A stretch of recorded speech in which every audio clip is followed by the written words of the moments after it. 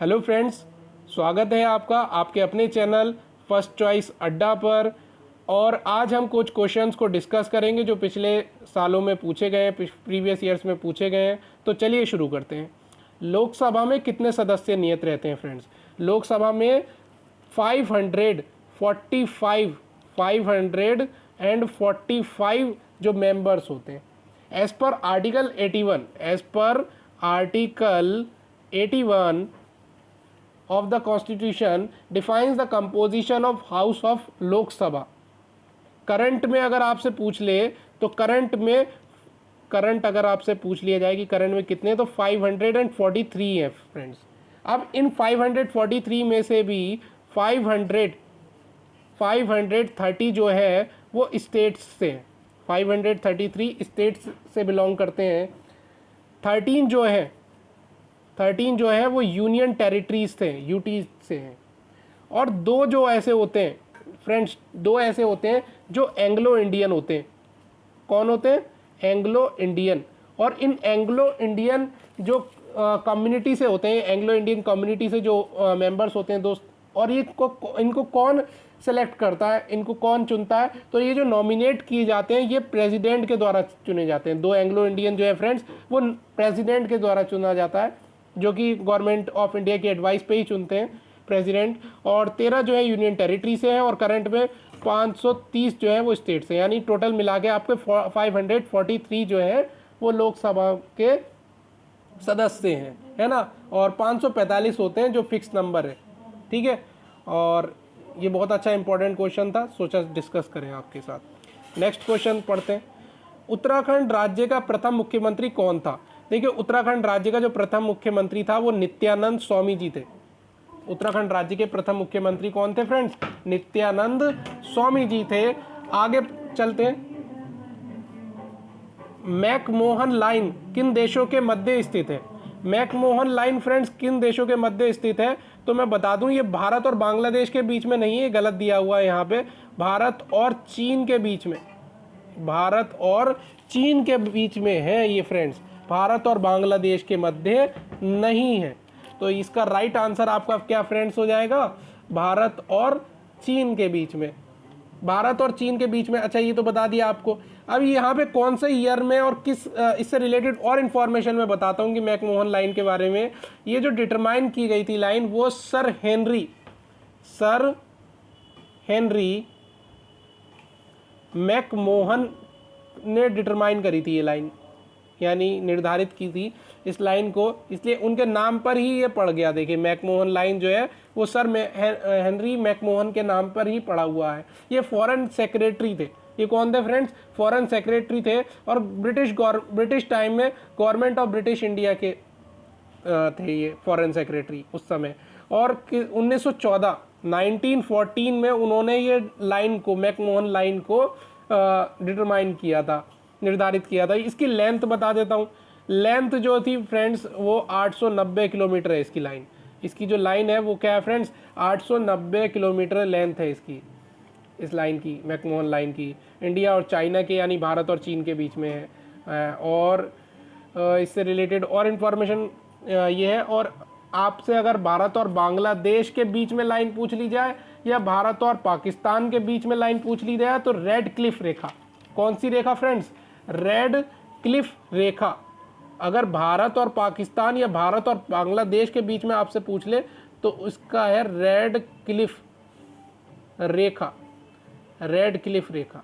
अगर आपसे ये पूछ ले कि भारत और पाकिस्तान या भारत और बांग्लादेश के बीच में कौन सी लाइन है, तो रेड क्लिफ रेखा। ये सर सिरिल रेड क्लिफ ने इस लाइन को निर्धारित किया था। कौन से ईयर में किया था? ये ईयर में किया था 1947 में, 1947 में इस रेखा का निर्धारण किया था उन्होंने। भारत और अफगानिस्तान की अगर बात कर ले, कि आपसे पूछ ले कि भारत और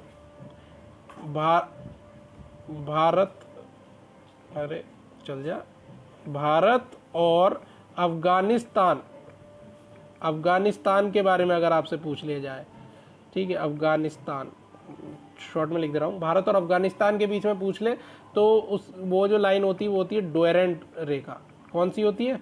डोरेंट रेखा। तो अभी तो फिलहाल आपसे यही पूछ लिया गया था कि भारत और मैकमोहन लाइन किन देशों के मध्य है, तो इसका राइट आंसर है भारत और चीन।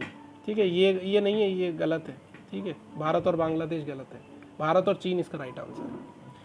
ठीक है, नेक्स्ट, भारत में लड़की की शादी के समय वैध न्यूनतम उम्र है, देखिए ये 18 साल है ना। लड़कों के लिए, बॉयज़ के लिए जो है वो 21 साल है, लड़कों के लिए 21 साल है। और इससे रिलेटेड भी आपको और इन्फॉर्मेशन मैं प्रोवाइड करा देता हूँ कि जो बाल विवाह रोकथाम कानून बनाया गया, ठीक है, बाल विवाह रोकथाम कानून 2006 में बनाया गया।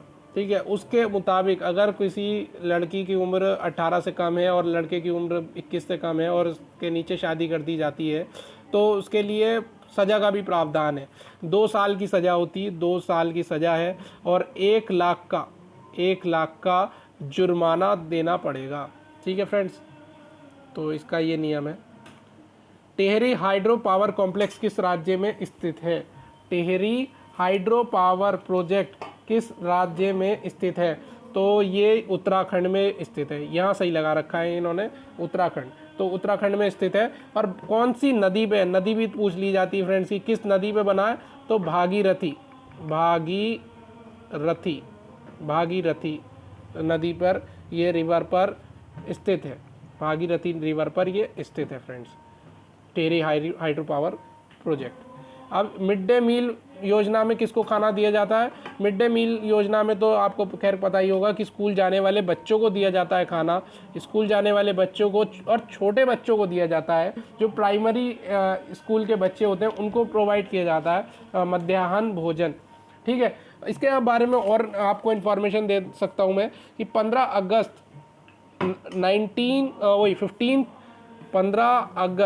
1995 में इस योजना की शुरुआत हुई थी। 15 अगस्त 1995 में इस योजना की शुरुआत हुई थी और 2408 ब्लॉक्स में, कितने में? 2408 ब्लॉक्स में इसकी शुरुआत की गई थी।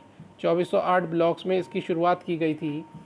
और ये जो शुरुआत की गई थी नेशनल प्रोग्राम यानी एनपी, नेशनल प्रोग्राम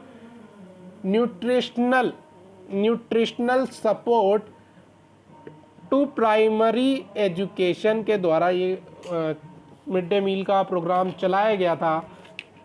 इसका मेन मकसद क्या था कि बच्चों को अच्छी क्वालिटी एजुकेशन प्रोवाइड कराना, बच्चों के लिए क्वालिटी एजुकेशन प्रोवाइड कराने का काम किया गया। ठीक है, कि क्वालिटी एजुकेशन बच्चों को दी जाएगी।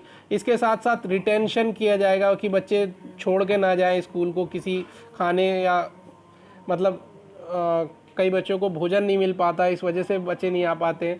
ठीक है, तो उनका स्वास्थ्य को ध्यान में रखकर भी ये योजना शुरू करी गई। अटेंडेंस के लिए शुरू करी गई कि अटेंडेंस उनकी अच्छी बनी रहे। ठीक है, और इसके साथ साथ उनको न्यूट्रिशनल फूड मिले, उसका भी इम्प्रूवमेंट हो सके, इसलिए इस योजना का शुरुआत किया गया, मिड डे मील योजना का। अच्छा, एक क्वेश्चन, ये और क्वेश्चन थे जो पहले मैं डिस्कस कर चुका था, फिर भी मैं आपके साथ डिस्कस कर लेता हूँ। ठीक है, और क्वेश्चंस यहाँ पे नहीं दे रखा। ठीक है, आज के लिए क्वेश्चंस इतने ही हैं। एक क्वेश्चन और था कि राष्ट्रपति द्वारा राज्यसभा के लिए कितने सदस्य नामित किए जाते हैं? क्या आपको पता है कि राज्यसभा के द्वारा कितने सदस्य नामित किए जाते हैं? पहले तो ये पता होना चाहिए कि राज्यसभा क्या होता है। राज्यसभा यानी अपर हाउस कहते हैं इसको। और इसके लिए जो सदस्य नामित किए जाते हैं फ्रेंड्स, वो कितने सदस्य नामित किए जाते हैं? राष्ट्रपति द्वारा। तो जो प्रेसिडेंट है वो 12 सदस्यों को नॉमिनेट कर सकता है। 12 सदस्य नामित किए जाते हैं राष्ट्रपति के द्वारा। ठीक है, आर्टिकल अगर आपसे पूछ ले कि बताइए आर्टिकल कौन सा, तो आर्टिकल आप बोलेंगे आर्टिकल 80 ऑफ इंडियन कॉन्स्टिट्यूशन के अकॉर्डिंग।